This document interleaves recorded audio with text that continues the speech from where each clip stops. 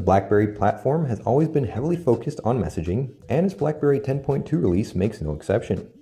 Its recent update brings a couple of new things to the table as well. For starters, you now get a list of notification previews, which shows you a short description of each notification you've received.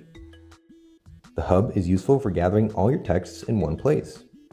BlackBerry has now given it a priority hub section, which filters the most important conversation and makes them more visible than the regular ones. You can also simply swipe up to switch between apps or check message counters, and swipe a bit to the right to peek into Hub and see if the new message is important or if it can wait. In the Hub, you'll find all your work and personal texts, including BBM, Facebook, and Twitter messages. You can respond to these messages from the same screen and even check your agenda. Of course, all that messaging requires a good keyboard. And while the BlackBerry Z30 doesn't have the company's famous hardware QWERTY, its on-screen keyboard is very advanced. It predicts what you're typing and even guesses your next word before you start typing it. The suggestions appear in the gaps between the keys, and you can swipe them up into the messages. The keyboard can offer suggestions for up to 3 languages at once and scans your messages from the last week to learn your vocabulary, much like SwiftKey.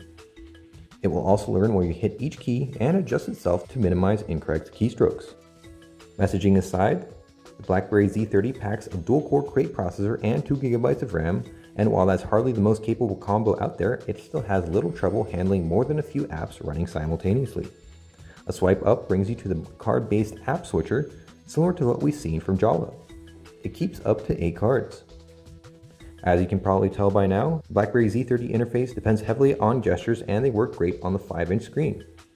A long press on an item brings out additional options, similar to the Charms menu in Windows 8.